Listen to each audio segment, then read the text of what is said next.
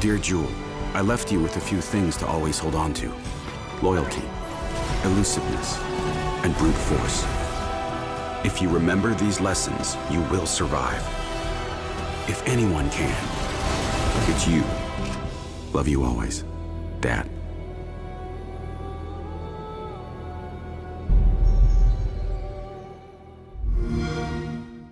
Xbox One S, starting at $299.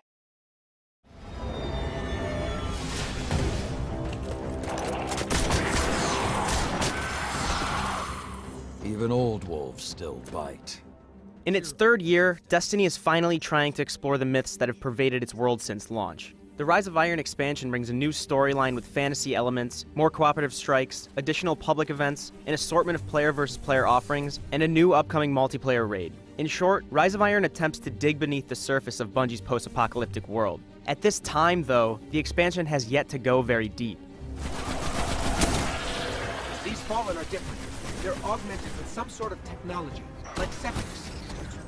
Rise of Iron explores the tale of the Iron Lords, the order of warriors that fought before the post-apocalyptic world devolved into Destiny as we know it now. The expansion draws heavy influences from Game of Thrones and Lord of the Rings. Wolves lie sprawled across the stone floors of Fellwinter Peak, characters don pelts to cross snowy mountainsides, and ancient evils return from the past to wreak havoc on the present.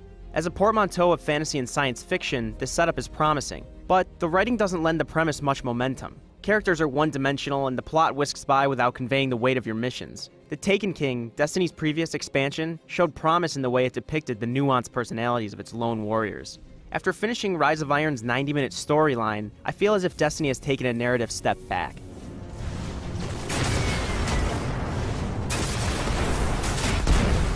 The actual questlines show a little more promise. Although missions frequently retread locales from Destiny's first 2 years, and firefights can become repetitive, there are a few standouts. Most notably, a skirmish that plays out in the shadows of massive anti-aircraft guns, and a boss fight that encourages melee combat throughout. Rise of Iron may exhibit the same signs of combat fatigue that have permeated Destiny since launch, but right now, it has a few shining moments of stellar design.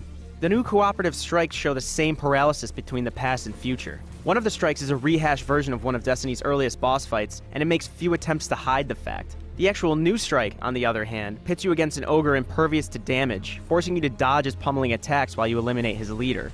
The ogre is a constant threat that disrupts the objective, creating tension without becoming overly invasive. With its second major expansion, Destiny still knows how to craft a thrilling boss fight.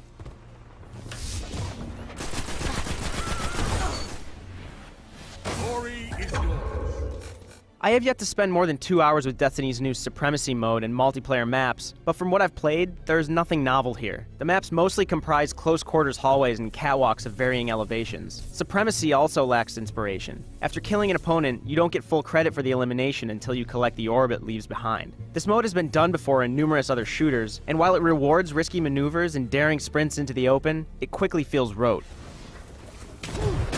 Their glory goes to you, Guardian. As of now, the prevailing sentiment is that I'm playing Rise of Iron just for the feeling of progress and few genuine thrills. But my final opinion all hinges on the expansion's late-game questlines and, of course, its 6-person raid. I'll be further increasing my light level over the next few days, completing more quests in the Rise of Iron lineup, and preparing for the raid. Time will tell if this cooperative battle can mitigate my lukewarm response.